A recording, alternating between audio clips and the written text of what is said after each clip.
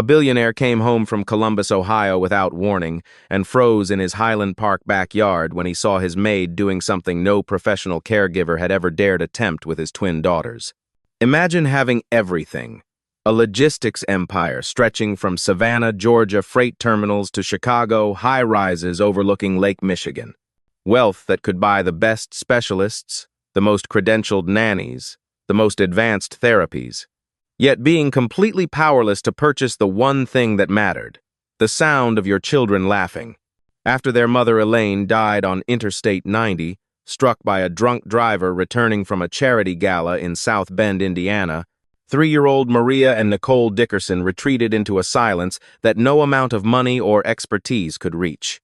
But then a woman with nothing but a worn suitcase and hands rough from years of caregiving arrived from Muncie, Indiana. What Nathan Dickerson witnessed that afternoon, what Helen Gaylor dared to do in defiance of every rule and protocol, would shatter his belief that control could substitute for connection. One unthinkable act would prove that healing sometimes requires breaking everything you thought kept you safe.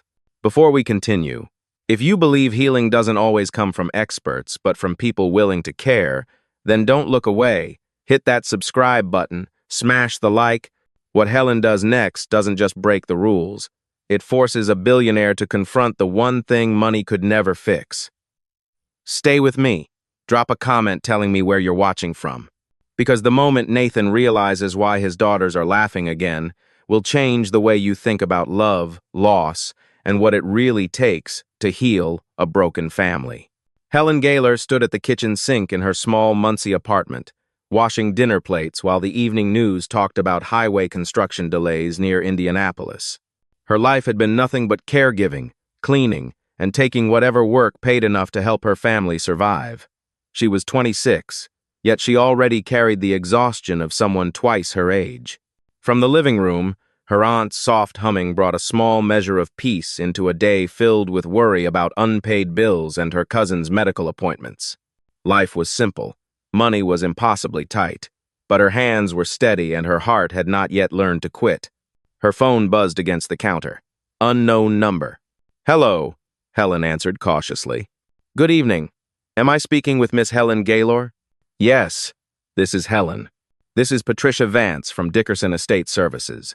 You applied for a live-in caregiver position 3 weeks ago through the Indiana Child Care Network." Helen's chest tightened. "Yes, ma'am, I did. You have been selected for the position. The role is to provide full-time care for Mr. Nathan Dickerson's twin daughters, Maria and Nicole, age 3. The salary is competitive. Room and board included in Highland Park, Illinois. Are you available to start within the week?" Helen swallowed against the sudden dryness in her throat.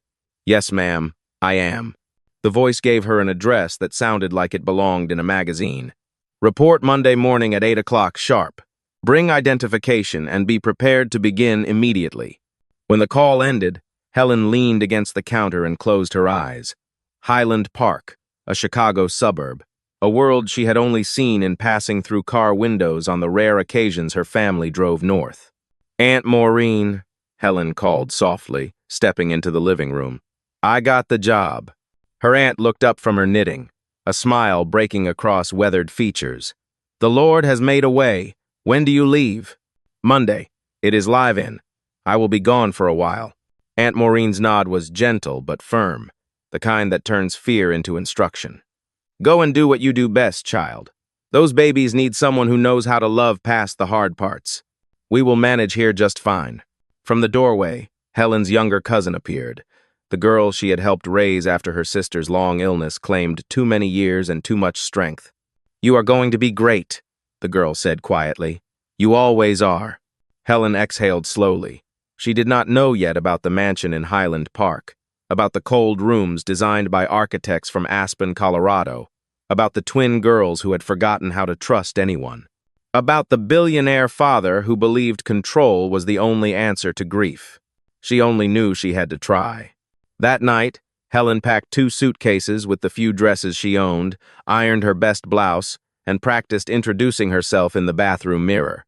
She did not have much to bring, but she would offer the one thing she had in abundance: Patience born from years of caring for children who needed someone to stay when everyone else had reasons to leave. Before sleep, Aunt Maureen's voice drifted through the darkness from the doorway. "Helen?" "Yes, ma'am?"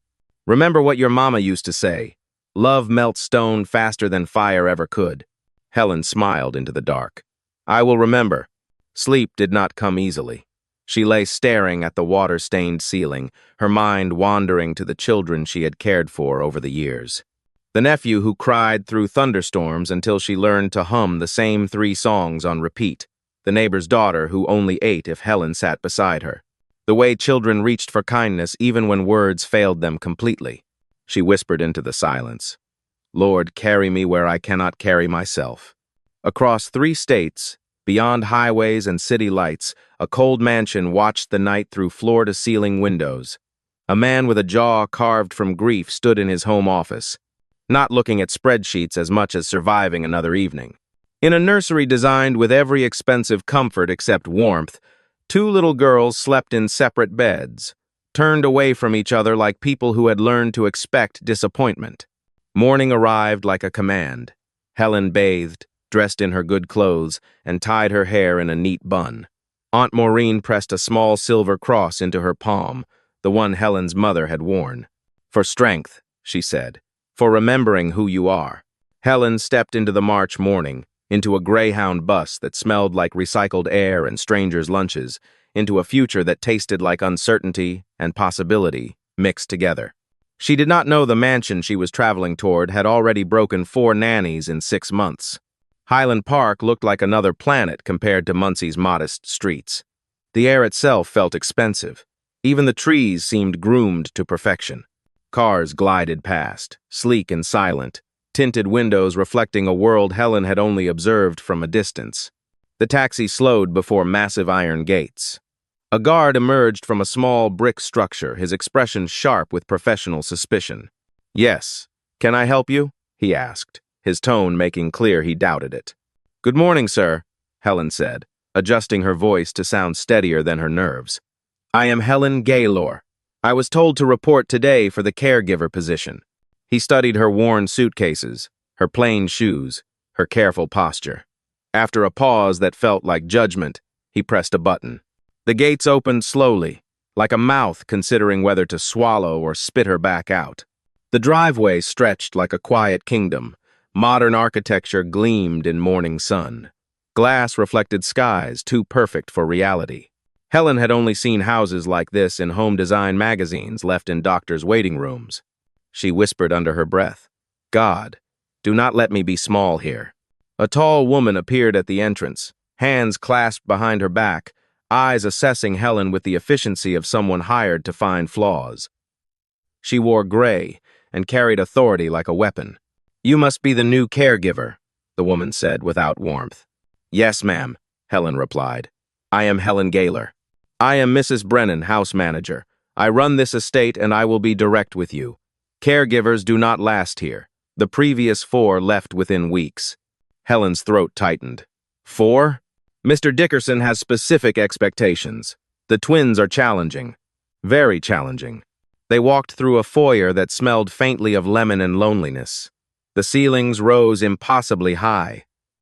Walls displayed photographs in expensive frames.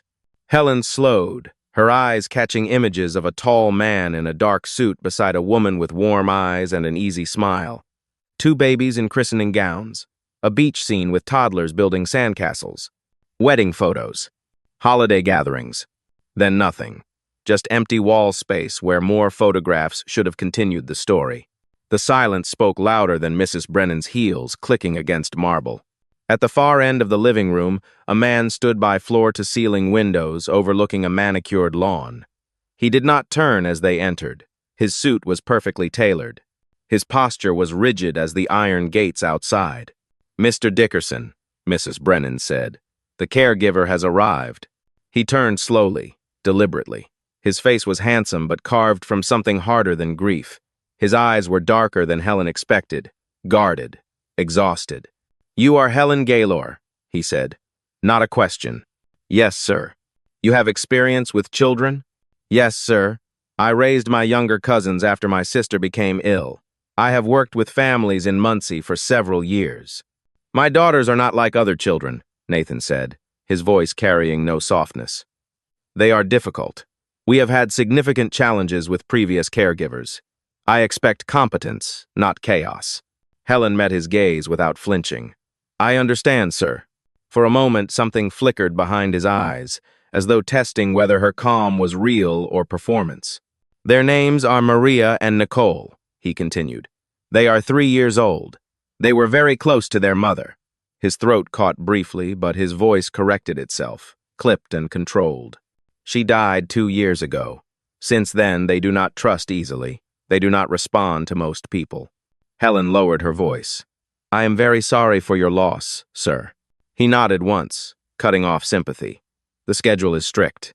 Meals at 8, noon, 4, and 7. Nap times at 10 and 2, when they cooperate. Keep them safe. Keep them quiet. Do not disturb me unless absolutely necessary.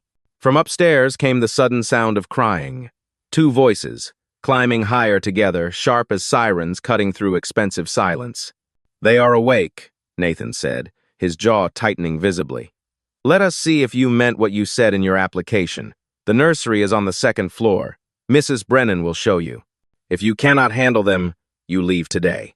Helen nodded. I will not fail, sir. Mrs. Brennan's eyes narrowed as she led Helen toward the grand staircase. They all say that, she muttered. At the nursery door, Helen inhaled once, slowly. She pushed it open. 2 small girls stood in matching white cribs. One glared with fierce suspicion. The other clutched a stuffed rabbit to her chest like armor against the world. Helen's face softened. Hello, Maria. Hello, Nicole. The glaring twin snatched a stuffed toy and threw it toward the door. It hit the wall with a soft thud that echoed like a challenge. The other twin's lip trembled, her crying rising into hiccuped gasps that sounded like someone drowning in feelings too big for a 3-year-old body. Helen stepped forward, lowering her voice into a warm, steady hush. It is okay, sweethearts. I am the patient kind. The nursery glowed with morning light streaming through windows that overlooked a backyard Helen could not yet see, the same backyard where everything would eventually change. The first lunch attempt ended with pureed carrots splattered across Helen's blouse. Maria had swung her tiny fist with surprising force, sending the bowl flying before Helen could react. Nicole watched from her high chair, eyes wide and calculating, waiting to see what this new stranger would do. Helen wiped the orange mess from her collar without flinching. Okay, she said softly. We can try again when you are ready. Mrs. Brennan appeared in the doorway, arms crossed. The last caregiver lasted 3 days. She quit after Maria threw a plate at her head. Helen met the house manager's eyes. I am not the last caregiver. By afternoon, the nursery floor was a battlefield. Toys lay scattered like shrapnel, books with torn pages, a overturned cup of water soaking into expensive carpet. Nicole had screamed for 40 minutes straight, her face red and slick with tears and mucus. Maria had bitten Helen's hand when she tried to change her diaper, leaving small teeth marks that would bruise purple by evening. Through it all, Helen's voice remained steady. I know you are angry. I know you miss your mama. I am not trying to replace her. I am just here to keep you safe. Neither twin responded. They had learned that silence was armor. Dinner was refused entirely. Nathan appeared briefly at 6:30, still wearing his suit from whatever business had consumed his day. He stood in the doorway, surveying the chaos with a jaw tight enough to crack teeth. They have not eaten, Mrs. Brennan reported, her tone carrying accusation. They will eat when they are ready, Helen said before Nathan could speak. Forcing them will only make it worse. Nathan's eyes narrowed. They need structure. Routine. They need to trust me first, Helen replied. Structure comes after safety. For a moment, something flickered across Nathan's face. Surprise, maybe, or irritation that someone had contradicted him in his own home. He left without another word. Mrs. Brennan lingered. You should know, she said quietly. Mr. Dickerson has cameras in the nursery, for safety purposes. He watches sometimes late at night when he cannot sleep, just so you know you are being observed. Helen nodded slowly. Then I hope he sees patience. Night fell like a hammer. The twins refused to settle. Maria shrieked every time Helen approached her crib. Nicole's crying took on a desperate quality that sounded like grief given voice. The house staff moved through the halls below with practiced silence, waiting for the inevitable breakdown. Previous caregivers had called family by this point, packed bags, made excuses about personal emergencies or better opportunities. The pattern was predictable, but Helen did not call anyone. She did not pack. Instead, at 9:45, she grabbed 2 blankets from the linen closet and made a bed on the nursery floor between the 2 cribs. The carpet was soft, but the position was awkward. Her back would ache by morning. She did not care. From her makeshift bed, Helen began to hum, not lullabies from expensive baby books, old gospel songs her mother had sung in their Muncie church, songs that carried weight and history and the kind of faith that survived hard seasons. "Nobody knows the trouble I have seen," she hummed softly. "Nobody knows but Jesus." Maria's screaming continued, but something in her voice changed. The rage was still there, but underneath it, exhaustion was winning. Helen kept humming. She did not try to touch them, did not offer false comfort, just presence, just sound that said someone was staying. Nicole's crying slowed to hiccups. Her small hands gripped the crib rails, knuckles white in dim nightlight glow. "I am not leaving," Helen whispered into the darkness. "You can be angry, you can cry, you can throw every toy in this room. I will still be here in the morning." Around 11, Maria finally collapsed into sleep, her body going limp mid-sob like a puppet with cut strings. Nicole lasted until midnight, fighting unconsciousness with the desperation of someone who had learned that sleep meant waking up to find people gone. Helen stayed awake longer, listening to their breathing even out. Her back ached. Her hand throbbed where Maria had bitten her. The orange stain on her blouse had dried stiff and uncomfortable. She did not move. In his home office 3 doors down, Nathan sat in leather chair darkness, laptop open to nursery camera feeds. He had watched the entire evening unfold. Watched Helen take abuse that would have sent trained professionals running. Watched her make a bed on the floor like some kind of martyr. He told himself it was performance, that she was trying too hard, that she would break by morning like all the others. But something in the way she hummed those old songs, something in the way she did not force or demand or manipulate, made him uncomfortable. Made him remember Elaine singing to the twins when they were infants, that same patient presence that asked for nothing except to be allowed to love. Nathan closed the laptop. He did not want to remember. Morning light crept through nursery windows at 6:15. Mrs. Brennan entered quietly, expecting to find an empty room and a note of resignation on the dresser.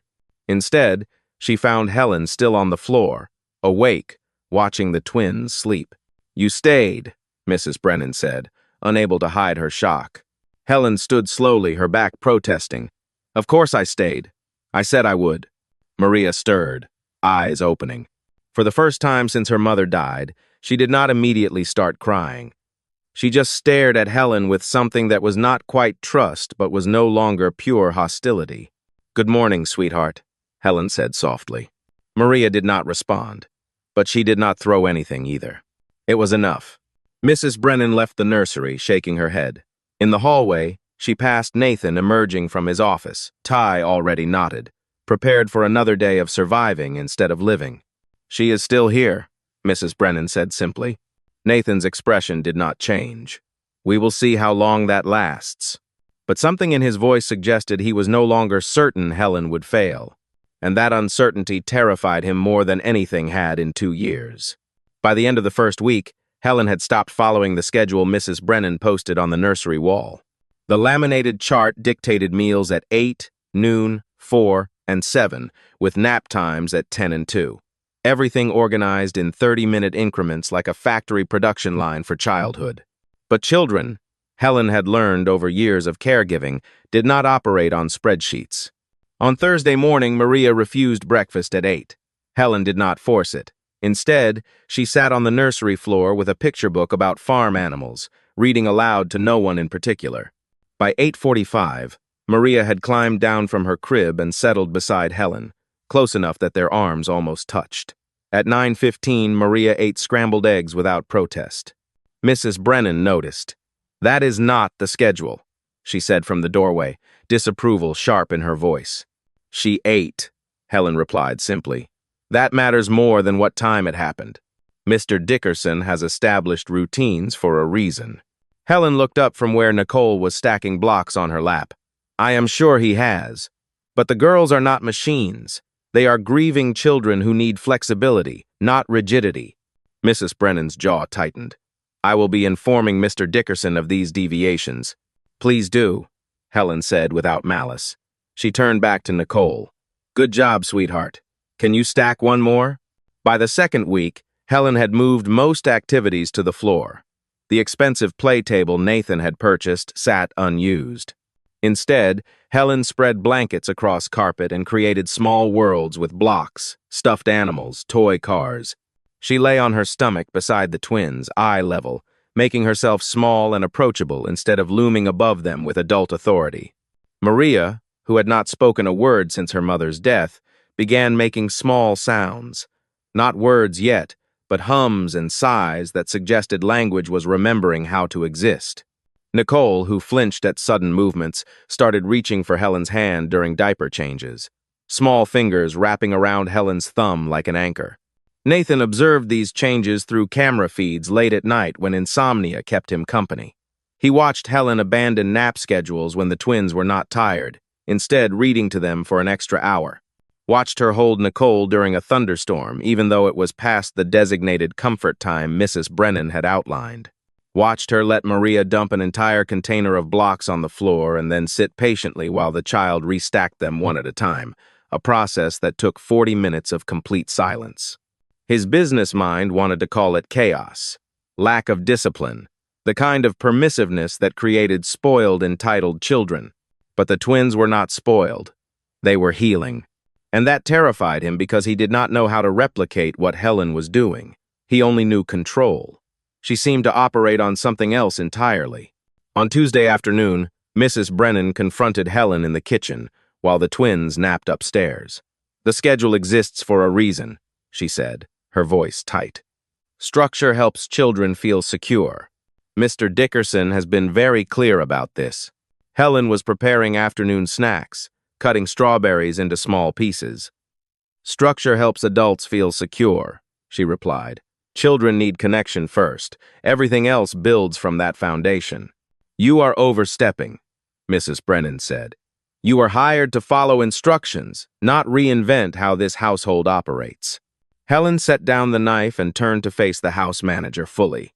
I was hired to care for two traumatized little girls who have lost their mother and are terrified of losing anyone else. If following a schedule conflicts with helping them feel safe, I will choose safety every single time. Mrs. Brennan's eyes flashed. Mr. Dickerson will hear about this? I hope he does, Helen said calmly. I hope he asks me why I am doing things differently, because I would like the chance to explain that his daughters are starting to trust again, and that matters more than any chart on any wall. That evening, Nathan arrived home at 6:30 instead of his usual 8. He found Helen in the nursery, sitting cross-legged on the floor with both twins in her lap. She was reading a worn paperback about a caterpillar becoming a butterfly, doing different voices for each character. Maria was playing with Helen's hair. Nicole had her thumb in her mouth, eyes half closed, content. They had not been this calm in 2 years. Nathan stood in the doorway, unnoticed. The scene before him looked nothing like the structured professional caregiving he had imagined. It looked intimate, familial, like something that belonged in homes where love had not been replaced by grief management protocols. Mrs. Brennan says you are not following the schedule, Nathan said finally. Helen looked up, unsurprised by his presence. No, sir, I am not. I established that schedule for a reason. I am sure you did, Helen said, but your daughters needed something different, so I gave it to them. Nathan's jaw tightened. You work for me. You follow my instructions. Helen shifted so she could meet his eyes without disturbing the twins. I work for them, she said quietly. You hired me to help them heal. That is what I am doing. If you want someone who will follow schedules regardless of whether they are helping or hurting, you should hire someone else. The words hung in expensive air. Nathan had fired people for less insubordination, had terminated contracts for smaller displays of disrespect. But Maria chose that moment to laugh at something in the book. A small sound, barely more than a breath, but unmistakably joy. Nathan felt something crack in his chest. He left the nursery without another word. In his office, he pulled up camera footage from the past 2 weeks, watched Helen choose connection over compliance again and again, watched his daughters slowly emerge from shells they had built to survive loss. His father, who had built the original Dickerson Logistics Company with iron discipline and zero tolerance for deviation, would have fired Helen immediately. Would have said she was undermining authority, creating chaos, teaching children that rules were optional. But Nathan's father had also died alone in a nursing facility outside Milwaukee, visited once a month out of obligation rather than love. Control had kept the company profitable. It had not kept anyone close. Nathan closed the laptop and rubbed his eyes. Elaine would have liked Helen, he thought.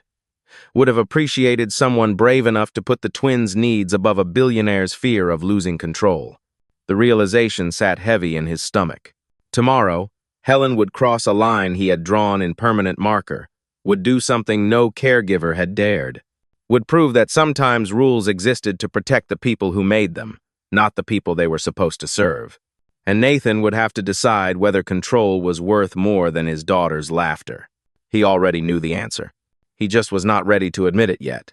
The Wednesday afternoon in late April arrived warm and perfect, the kind of spring day that made winter feel like a distant lie. Sunlight poured across the Highland Park backyard, turning manicured grass into something that almost looked inviting instead of ornamental. Helen stood at the nursery window at 3:15, watching that unused space, and made a decision that would change everything.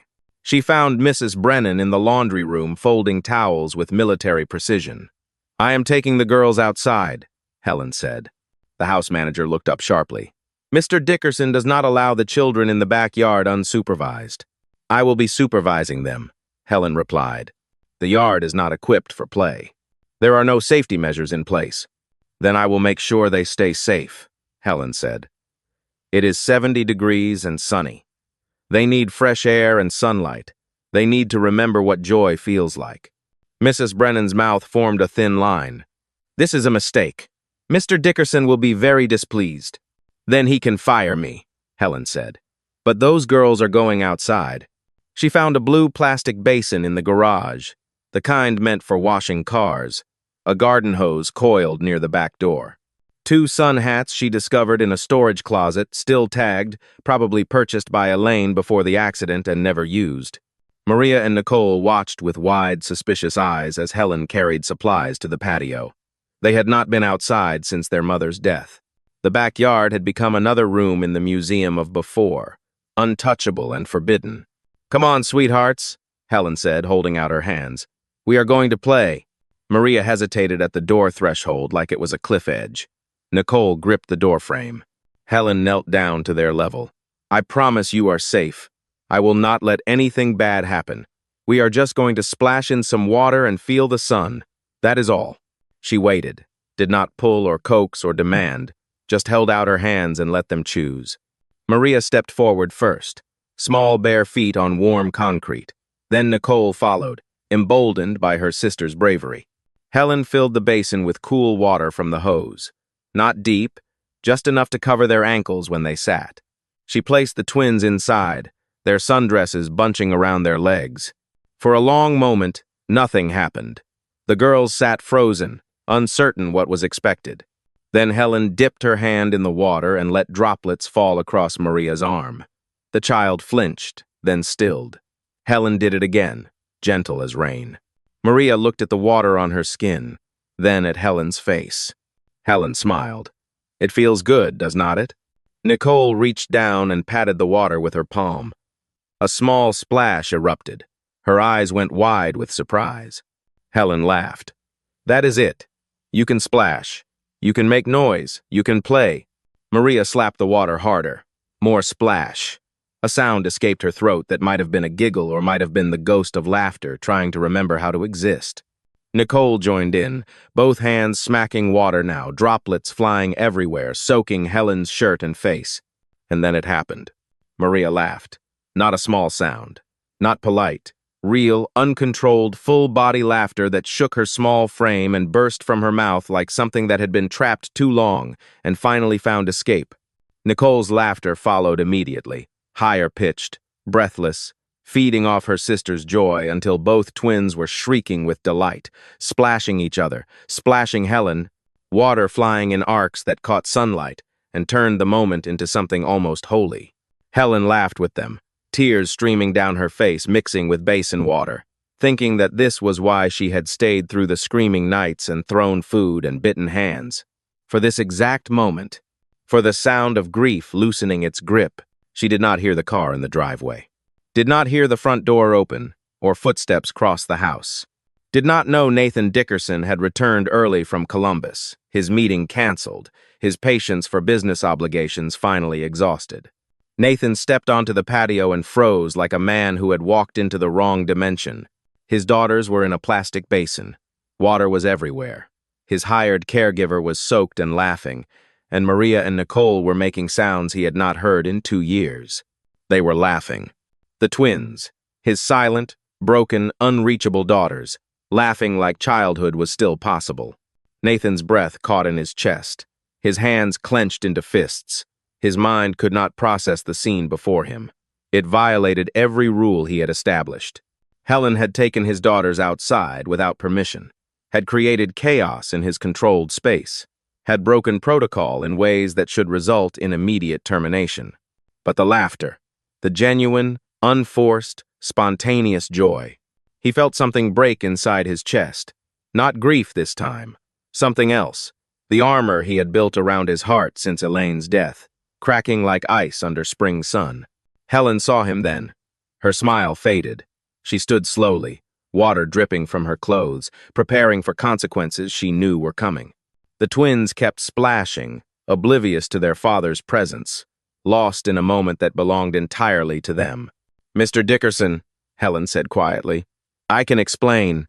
Nathan could not speak, could not move, could only stand there watching his daughters play in a plastic basin like it was the most normal thing in the world, like grief had not stolen every moment of lightness from their lives.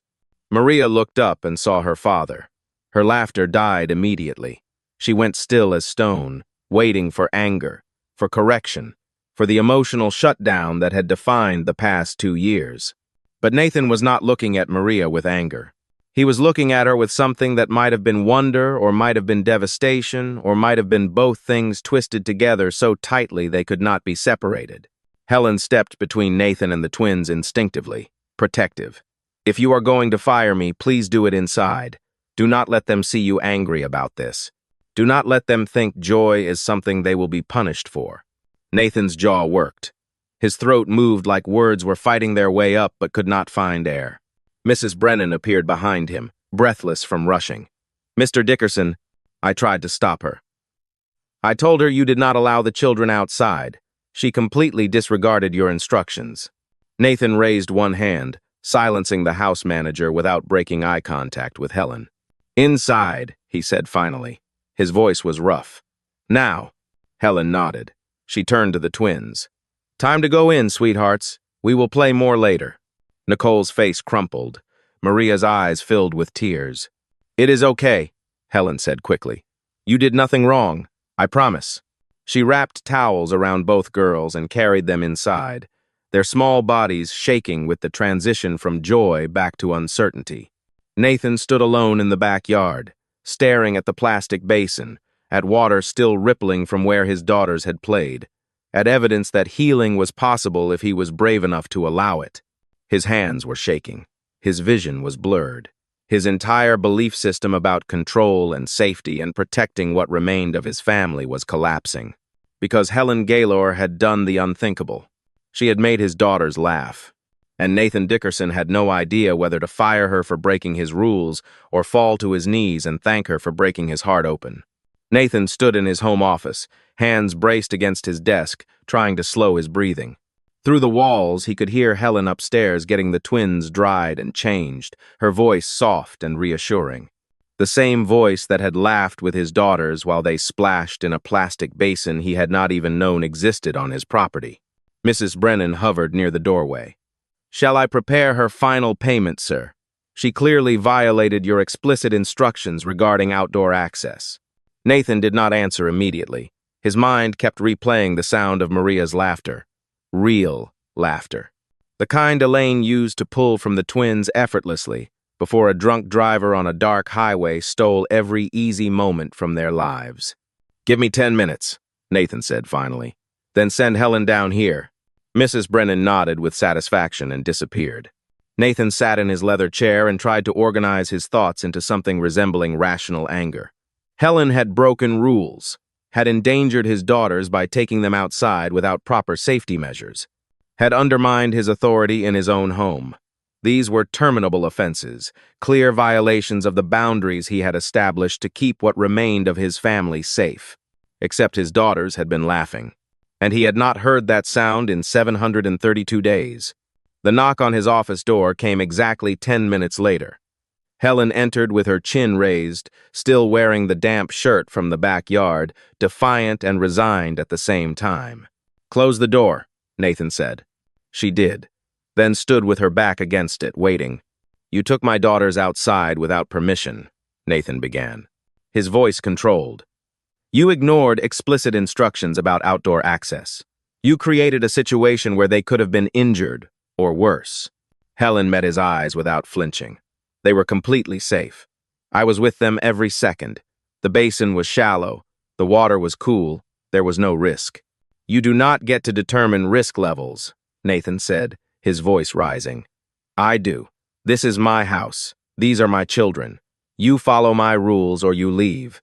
"Your rules are suffocating them," Helen said quietly. "Your rules are teaching them that the world is dangerous, and joy is forbidden, and anything that feels good will be taken away." Nathan stood abruptly. "You have been here 3 weeks. Do not presume to tell me how to raise my daughters." "I am not telling you how to raise them," Helen replied. "I am telling you what they need, and what they need is permission to be children again, to play, to laugh, to remember that life is not just grief management." Nathan's jaw clenched. Their mother died. They need stability, structure, predictability. They need to know that happiness is still allowed, Helen said. That loving someone new does not betray their mother's memory.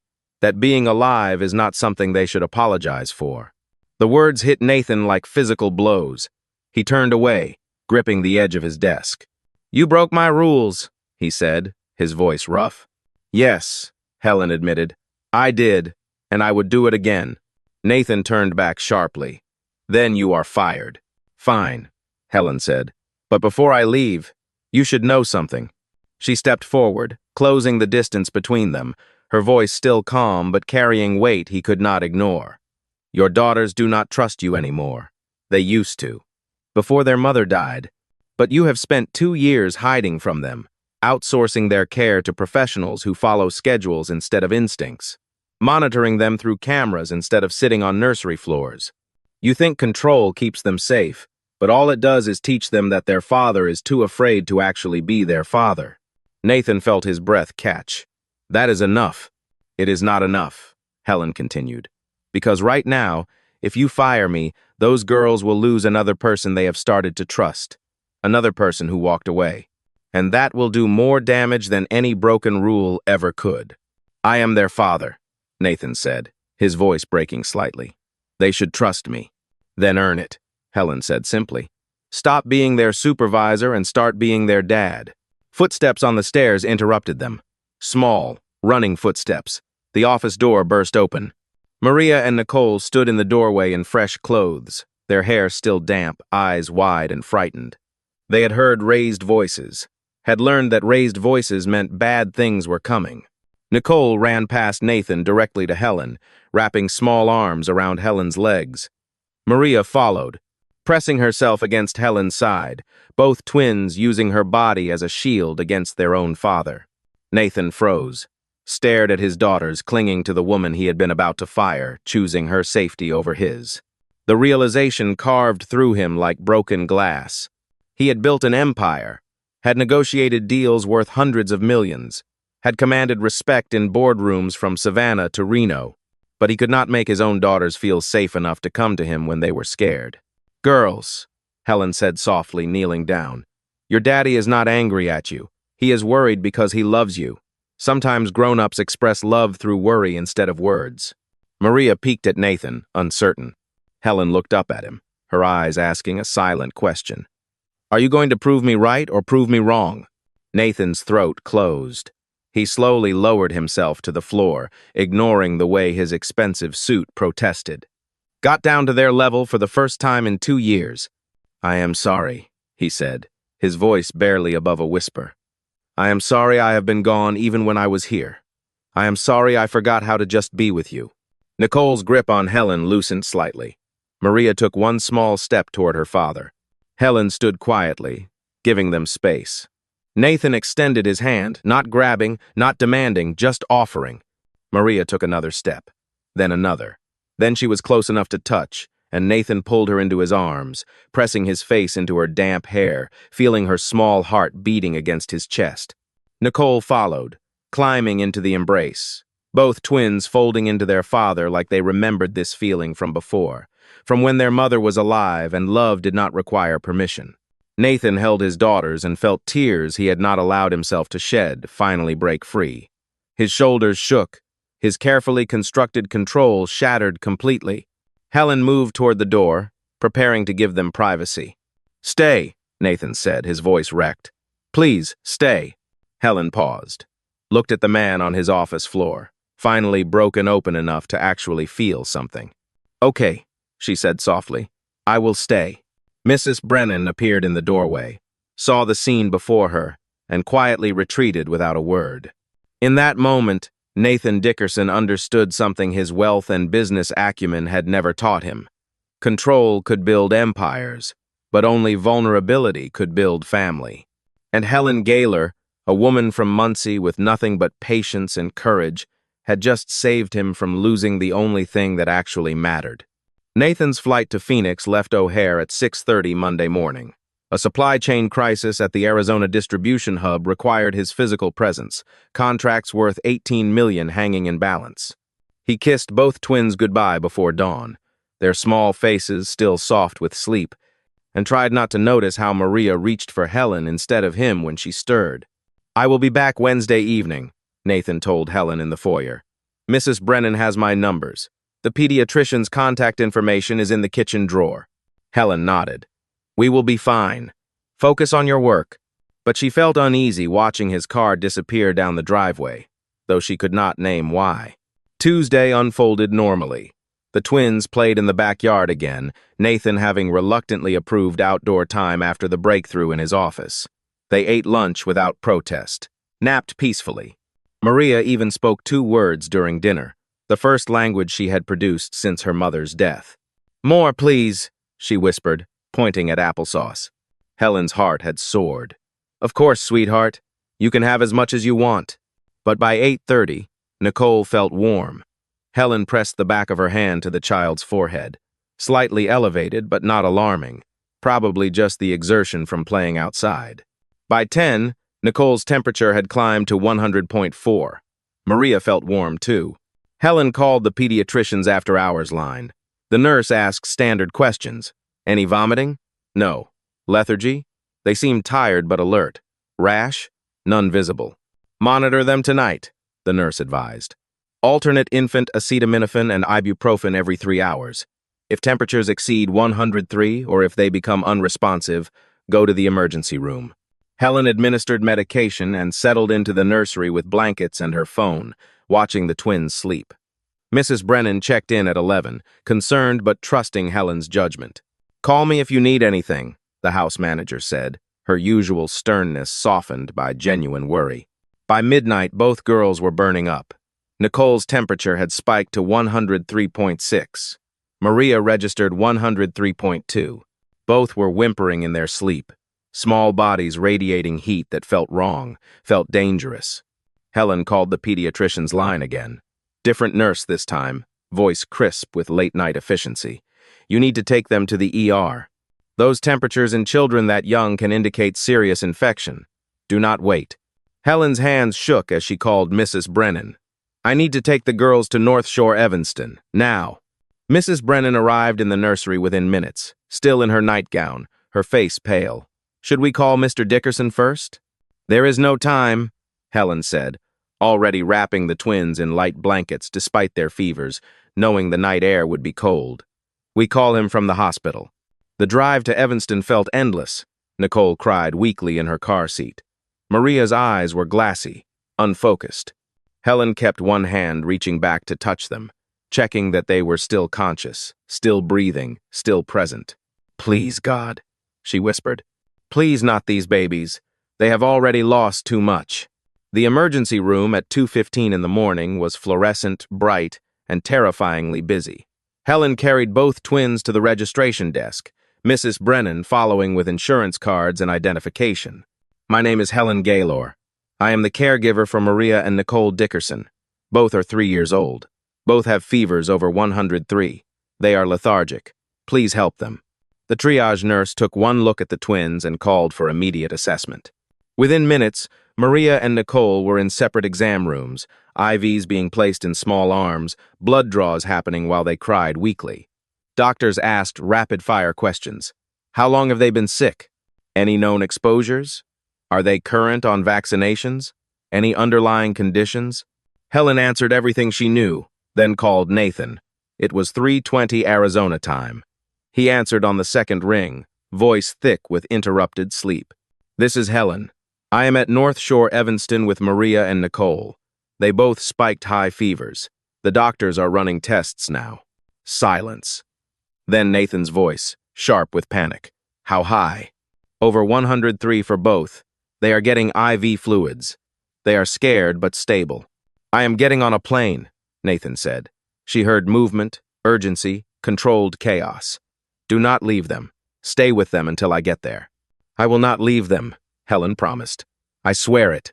The next 3 hours stretched like years. Doctors ran blood cultures, urine tests, chest x-rays. Words like sepsis and meningitis and bacterial infection floated through the air like threats. Helen split her time between 2 exam rooms, holding small hands, humming gospel songs, promising that Daddy was coming, that everything would be okay even though she had no idea if that was true. Mrs. Brennan sat in the waiting room, making calls, coordinating information, her earlier skepticism of Helen completely erased by crisis. At 6:45, a doctor emerged.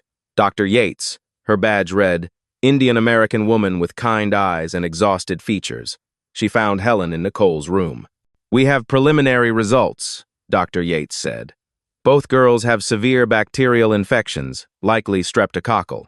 It had not spread to their blood yet, but it was close, very close. Your decision to bring them in when you did likely prevented sepsis. Another few hours and we would be having a very different conversation. Helen felt her legs weaken. So they will be okay? They will need IV antibiotics for at least 48 hours. We are admitting them for observation. But yes, they should recover fully. You did the right thing bringing them in immediately. Helen covered her face with her hands and cried. Not graceful tears, ugly, gasping sobs of relief and exhaustion and leftover terror. Dr. Yates squeezed her shoulder. You are a good mother, she said gently. I am just their caregiver, Helen managed. The doctor smiled. You stayed with them all night. You knew something was wrong before the numbers said it was critical. You made the hard call when it would have been easier to wait. That is what mothers do. Nathan arrived at the hospital at 9:30, having taken the first flight out of Phoenix. He looked like he had aged 10 years overnight. His suit was wrinkled. His tie was gone. His eyes were red, rimmed, and wild. He found Helen in the pediatric ward where the twins had been moved, sleeping in a chair between their 2 beds, one hand stretched toward each crib, even in exhaustion maintaining her promise to not leave them. Nathan stood in the doorway, unable to move. Mrs. Brennan appeared beside him, her voice low. She has not left them for 7 hours, the house manager said. She refused coffee, refused food, refused to step away even when the nurses offered to watch them. The doctor said her quick actions saved their lives. Nathan felt his throat close. Where was I? You were doing what you do, Mrs. Brennan said, building the empire. But she was here doing what matters more, being present. Nathan entered the room quietly. Maria stirred, saw her father, and her face crumpled with relief. Daddy! He went to her immediately, gathering her carefully around the IV lines. "I am here, baby. I am so sorry I was not here sooner." Nicole woke and reached for him too. Nathan held both daughters, something breaking open in his chest that had been sealed since Elaine's death. Helen woke then, disoriented. "Mr. Dickerson, you are here." Nathan looked at her over his daughters' heads. "Thank you," he said, his voice wrecked. "The doctor said you saved them." Helen shook her head.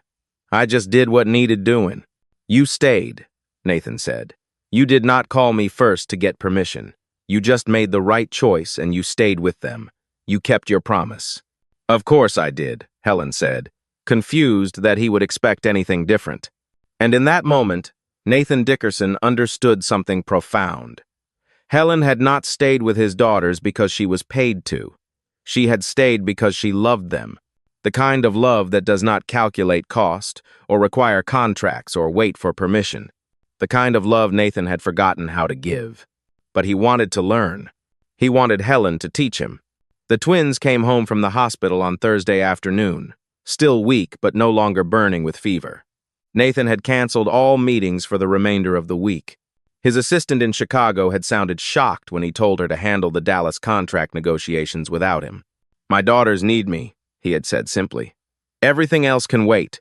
Mrs. Brennan had prepared the nursery with fresh linens and extra supplies. Helen had barely left Nathan's side since the hospital, watching him hold his daughters with a desperation that looked like a man learning to breathe after nearly drowning. That evening, after the twins were settled in their cribs, Nathan found Helen in the kitchen making soup. She looked exhausted, dark circles under her eyes, shoulders carrying weight she had not set down since Tuesday night. "Helen," Nathan said quietly, "can we talk?" She turned, wary. "Of course." Nathan pulled out a chair at the kitchen table.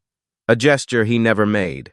He always stood, always maintained height advantage, always kept distance between himself and staff. "Please sit," he said. Helen sat slowly, uncertain. Nathan sat across from her. "I need to apologize," he began. His voice was steady, but his hands were not. "For the past 2 years, I have been so focused on preventing more loss that I forgot how to actually be present for what I still have. I hired people to care for my daughters because I was too afraid to do it myself. I created rules and schedules because control felt safer than connection. And I almost lost them because I was too busy building walls to notice they needed a father, not a fortress." Helen listened without interruption. "You did what I could not do," Nathan continued. "You stayed when it was hard. You chose them over rules. You loved them without asking permission. And when they needed someone most, you were there. Not because you were paid to be, because you actually care." His voice broke on the last word. "I do care," Helen said softly. "They are extraordinary little girls who deserved better than what grief gave them. They deserve better than what I have given them," Nathan said. "And I want to change that, but I do not know how. I have forgotten how to just be their dad." Helen met his eyes. "Then let me show you." Over the next 2 weeks, Nathan Dickerson learned to be human again. Helen taught him with patience she probably did not feel, but offered anyway. She showed him how to sit on the nursery floor, legs crossed, making himself small and approachable instead of looming above with adult authority. The first time he tried it, his back protested and his expensive suit pants wrinkled. He did not care. Maria approached him cautiously, holding a picture book about a mouse who was afraid of everything. She placed it in his lap without speaking. "Would you like me to read it?" Nathan asked gently. Maria nodded. Nathan read about the brave little mouse, doing different voices for each character the way he vaguely remembered doing before Elaine died, before grief had stolen his capacity for play. Maria climbed into his lap halfway through. Nicole joined them by the last page. When he finished, both twins were pressed against him, warm and trusting and alive. Nathan felt tears slide down his face. He did not hide them. Helen watched from the doorway, smiling. She taught him the routines that actually mattered. Not the schedule on the wall, but the rhythms the twins had developed. How Nicole needed her stuffed rabbit positioned exactly right before she could sleep. How Maria liked her toast cut in triangles, not squares. How both girls needed transition warnings before activities changed. 5 more minutes of playtime, then we clean up, Nathan learned to say instead of demanding immediate compliance. The twins responded with cooperation instead of resistance. Helen showed him how to listen. Really listen.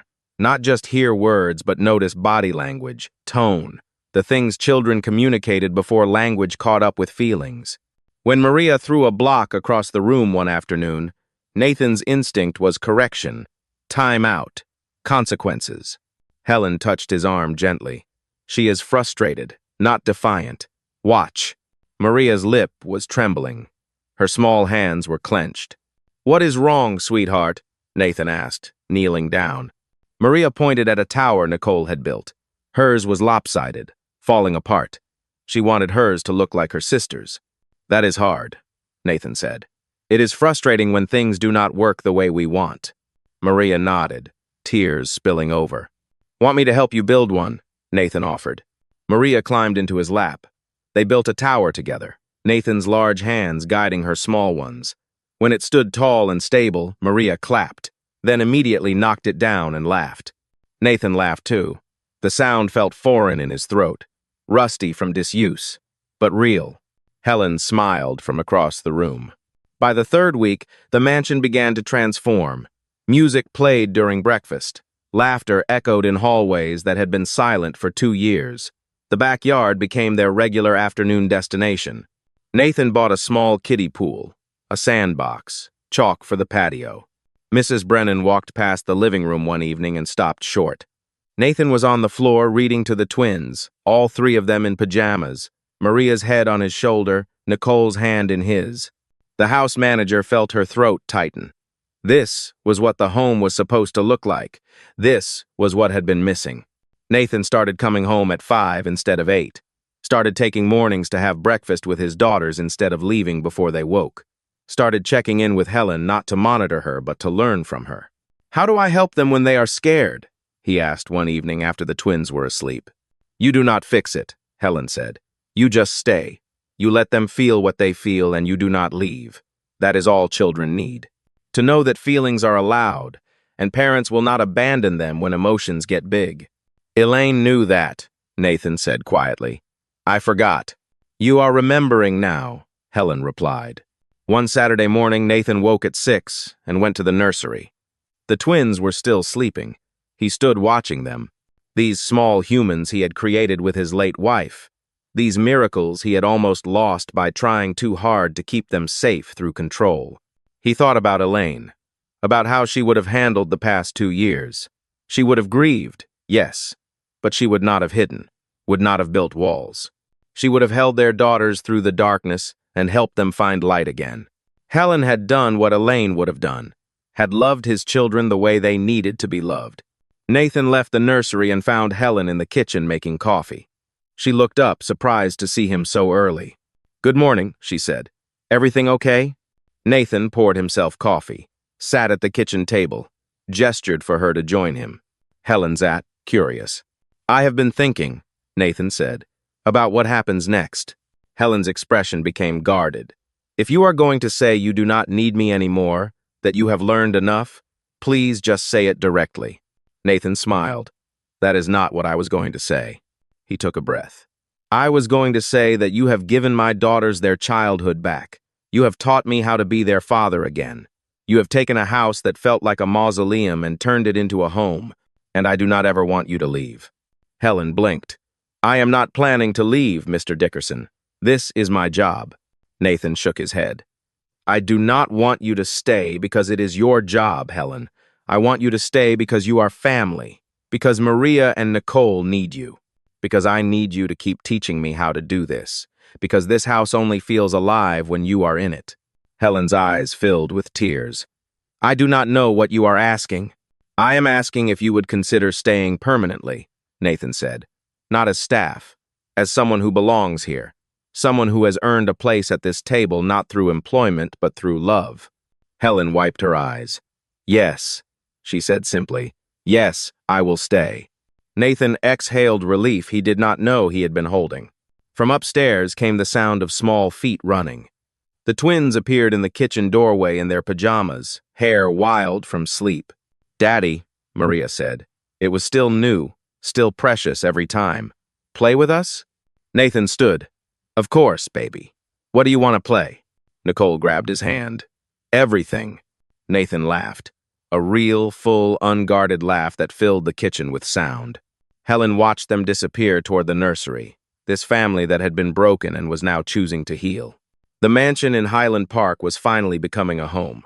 And Nathan Dickerson was finally learning that the greatest wealth was not what you built, but who you allowed to build you back. The late-night conversations began accidentally. Nathan had come downstairs at 11:30 for water and found Helen sitting at the kitchen table with herbal tea, staring at nothing in particular. She looked up, startled. "I am sorry," she said quickly. "I could not sleep. I can go back to my room." Nathan shook his head. "Stay, please. I could not sleep either." He poured himself water and sat across from her. The kitchen felt different at night, softer somehow, like a space where honesty was easier than during daylight hours when roles and expectations defined every interaction.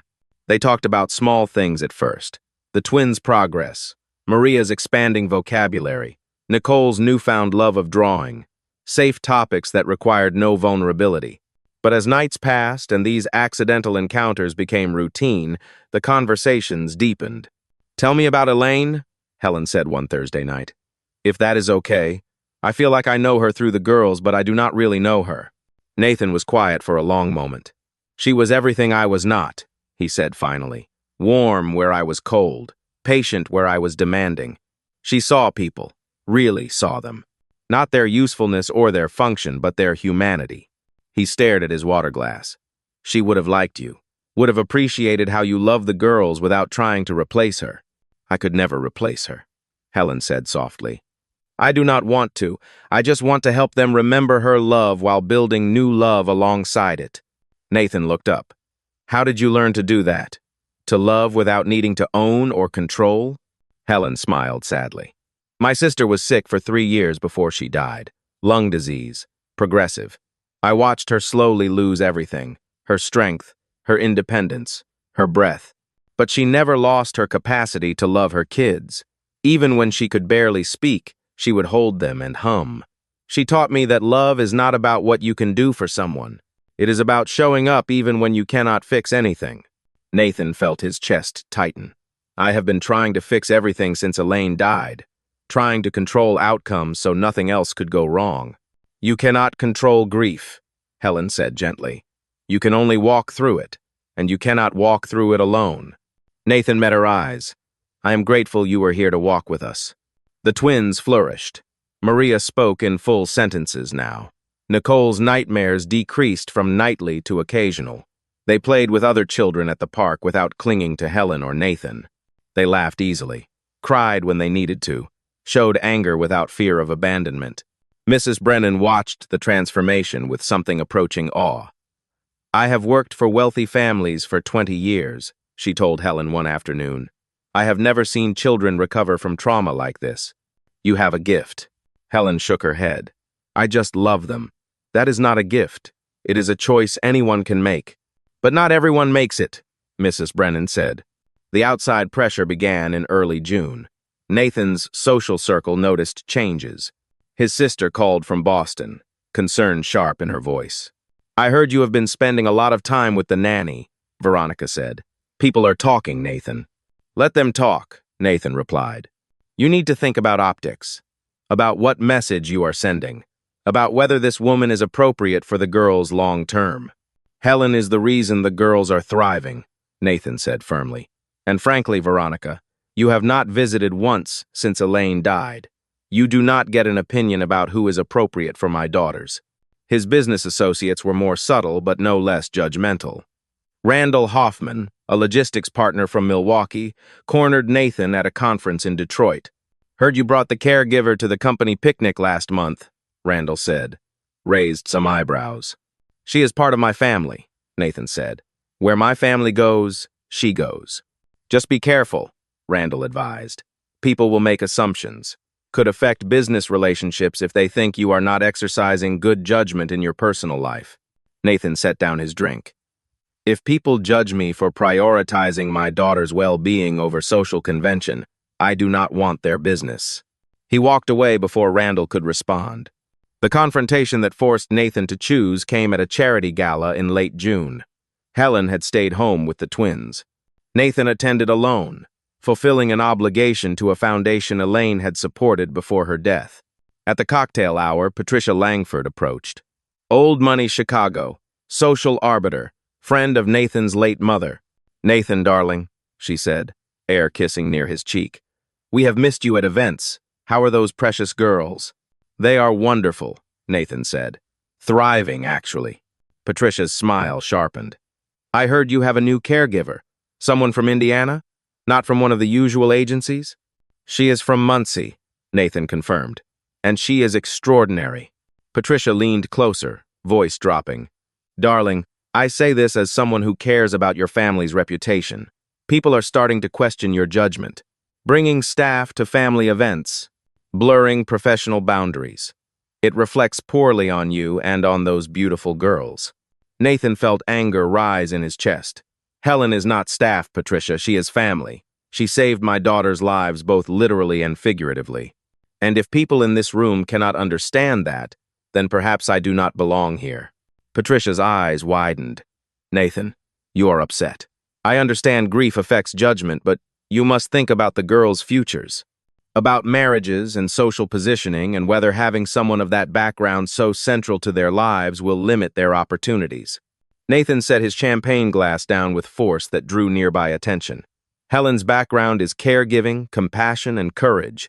Those are the values I want central to my daughter's lives. Not whatever social climbing nonsense you are suggesting matters more than actual character. He stepped back. Please excuse me. I have somewhere more important to be. Nathan left the gala before dinner was served. Drove home through evening traffic. Found Helen reading to the twins in the nursery, all three of them in pajamas. Maria's head on Helen's shoulder, Nicole playing with Helen's hair. He stood in the doorway watching them. This was family. Not bloodlines or social registers or country club memberships. This was love built through showing up every single day and choosing each other over and over. Helen looked up, surprised. You are home early. Is everything all right? Nathan smiled. Everything is perfect. I just realized I was in the wrong place. The twins ran to him. Daddy, you are home. He scooped them both up. I am home, and I'm not leaving again unless I am taking all of you with me. Later, after the twins were asleep, Helen found Nathan in the kitchen. What happened tonight? She asked gently. Nathan poured 2 glasses of wine, handed her one. I was reminded that the people who matter are the ones who show up when it is hard, not the ones who judge from a distance. Helen sipped her wine. People have been judging?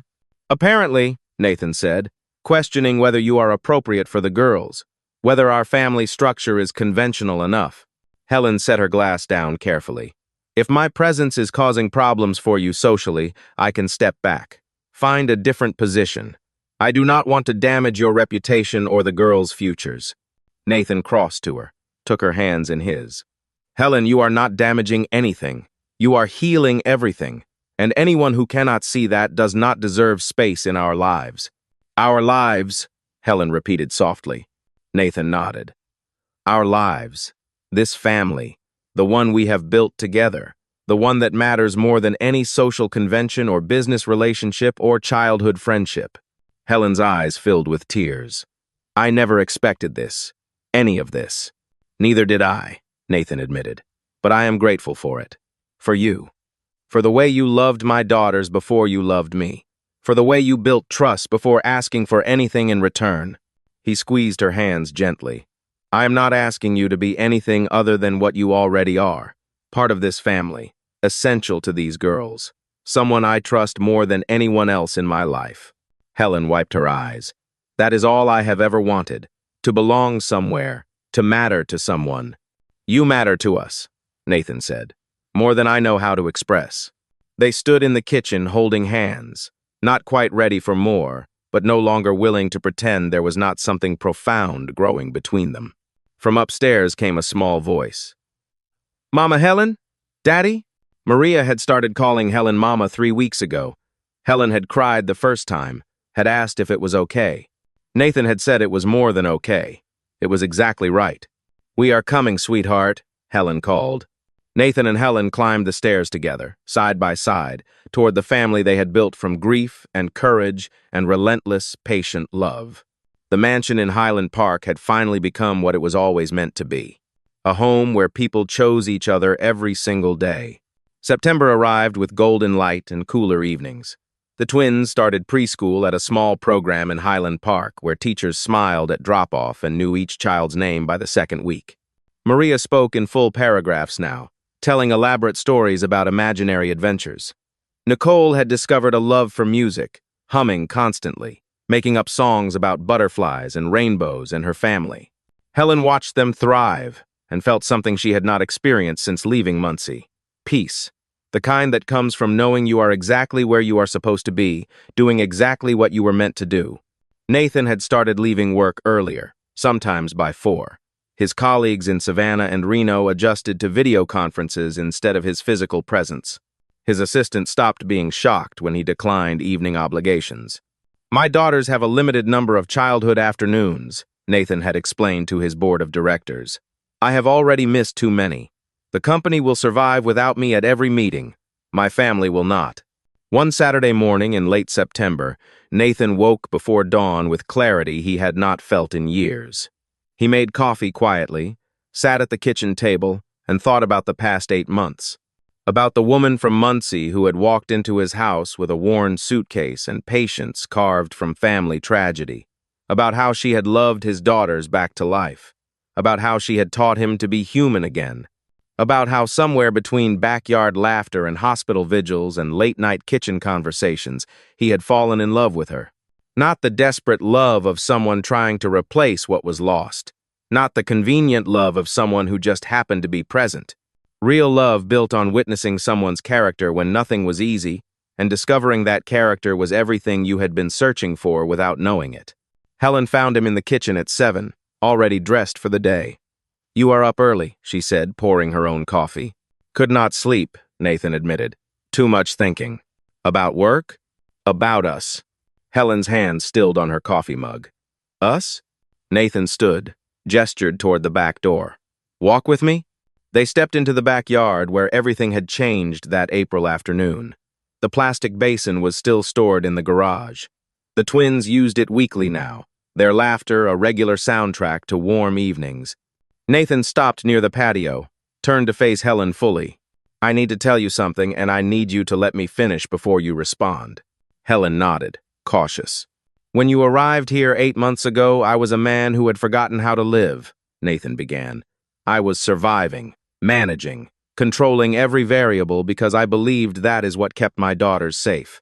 But what I was actually doing was teaching them that the world was too dangerous to trust, that joy was too risky to pursue, that love was something that left you destroyed." His voice was steady, but his hands were not. "You showed me I was wrong. About everything. You loved my daughters when they were at their most difficult. You stayed through nights that would have broken professionals with decades of training. You made decisions that saved their lives. You taught them that grief and joy could exist in the same space. You taught me that control is not the same as care." Helen's eyes were filling with tears, but she stayed quiet. "You did not just save Maria and Nicole," Nathan continued. "You saved me. You reminded me what it means to be present instead of protective, to choose vulnerability over walls, to build family through daily choices instead of bloodlines." He reached into his pocket and pulled out a small velvet box, opened it to reveal a simple gold band with a single stone. Not ostentatious, not trying to prove wealth, just beautiful. "I am not asking you to marry me because I need a mother for my children," Nathan said. "They already have you. I am not asking because it is convenient or because you fit some role I need filled. I am asking because I love you, Helen. I love your patience and your courage and your willingness to look foolish if it means helping someone feel safe. I love how you hum gospel songs when you think no one is listening. I love how you cut strawberries into perfect pieces for the girls. I love how you see people's humanity before you see their function." Tears were streaming down Helen's face now. "I am asking you to marry me because you are already family," Nathan said. Because this house only feels like home when you are in it. Because I want to spend the rest of my life learning from you how to be the kind of man my daughters deserve, the kind of man you deserve. He took a breath. I know Elaine will always be part of our story. I would never ask you to replace her or erase her, but I believe love expands. I believe we can honor what was while building what is. And what is, Helen, is a family that needs you permanently, not as staff, not as a caregiver, as my wife, as their mother, as the person who belongs here because we cannot imagine life without you. Helen covered her mouth with both hands, sobbing now. Nathan waited, did not rush, did not push, just stood there, offering his heart, and trusting her to handle it with the same care she had shown his daughters. Finally, Helen lowered her hands. Yes, she whispered. Nathan's breath caught. Yes? Helen laughed through her tears. Yes, Nathan. Yes, I will marry you. Yes, I will be their mother officially. Yes, I choose this family and this life and you. Nathan slipped the ring on her finger, pulled her into his arms, held her like someone holding the most precious thing in the world. From the house came the sound of small feet running. The twins burst through the back door in their pajamas, Maria leading, Nicole right behind. Mama Helen is crying, Maria announced, worried. Daddy, why is Mama Helen crying? Nathan knelt down, pulling both girls close, Helen beside him. Happy tears, baby. Sometimes people cry when something wonderful happens. What happened? Nicole asked. Helen smiled through her tears. Your daddy asked me to stay with you forever. And I said yes. Maria's eyes went wide. Forever? Forever, Helen confirmed. Both twins launched themselves at Helen, wrapping small arms around her neck, squealing with joy. Nathan joined the embrace, all four of them, tangled together on the patio where laughter had first returned months ago. Mrs. Brennan watched from the kitchen window, wiping her own eyes. She had worked for the Dickerson family for 6 years, had seen Elaine's joy and Nathan's grief, and the long dark period when the house felt like a tomb, had witnessed Helen's arrival and slow transformation of everything. This was what she had been waiting for. This was the family finding its way back to life. Later that afternoon, after the twins had processed the news and asked approximately 100 questions about weddings and dresses and cake, Helen found Nathan in his office. Are you sure about this? She asked quietly. About me? I am not from your world. I do not know how to navigate your social circles. People will judge. Nathan pulled her close. I have spent my entire adult life in that world, Helen, building wealth, maintaining image, playing roles, and I was miserable. You brought me back to what matters. Family, love, presence. If people cannot accept that, they do not belong in our lives.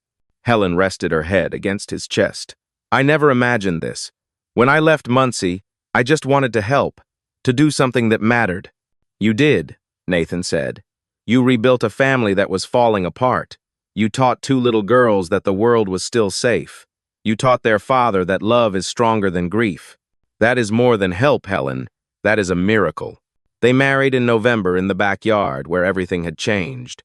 Small ceremony, close friends who had supported them. Nathan's sister flew in from Boston, her earlier skepticism replaced by genuine affection for Helen. Aunt Maureen came from Muncie with Helen's cousins, crying through the entire ceremony. Maria and Nicole served as flower girls, wearing matching dresses, scattering petals with enthusiastic chaos that made everyone laugh. When Nathan and Helen exchanged vows, they wrote their own words. Nathan promised to stay present, to choose vulnerability, to honor Helen's wisdom. Helen promised to love the girls and their father with the same fierce devotion she had shown from the beginning. The reception was in the mansion that finally felt warm. Music played. People danced. The twins stayed up past bedtime, wild with excitement, stealing cake and spinning in circles until they collapsed, giggling. As evening settled into night, Nathan found Helen on the patio, watching guests through the windows. Regretting anything yet? He asked, wrapping his arms around her from behind. Helen leaned back against him. Not even a little. This is everything I never knew I needed.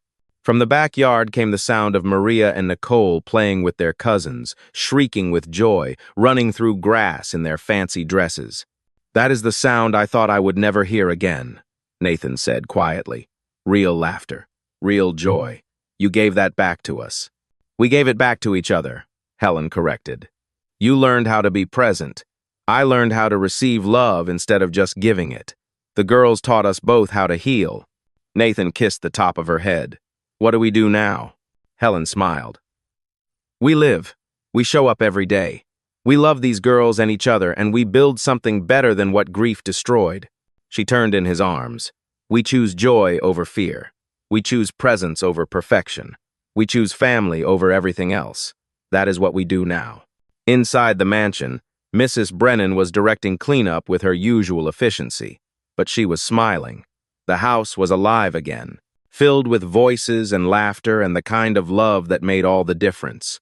Maria and Nicole ran to their parents, grass-stained and exhausted and glowing with happiness. Daddy? Mama Helen? Can we sleep outside tonight? Nathan looked at Helen. Helen looked at the twins. Both of them smiled. Why not? Helen said. Let us get blankets and pillows and sleep under the stars. They made a nest on the patio. All four of them together. The twins fell asleep between their parents, small bodies warm and trusting. Nathan and Helen stayed awake longer, holding hands across their daughters, watching stars appear in darkening sky. Thank you, Nathan whispered. For what? Helen asked. For teaching me that love rebuilds what loss destroys. For showing me that family is built through choice, not just blood. For staying when everyone else left. For giving my daughters their childhood back. For giving me my life back. Helen squeezed his hand. Thank you for letting me stay.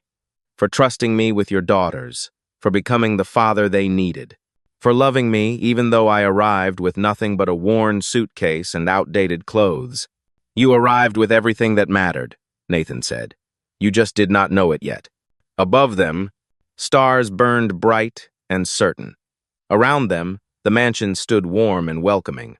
Between them, two little girls slept peacefully, dreaming of tomorrows that no longer frightened them. The house that money built had finally become what it was always meant to be. A home where love lived,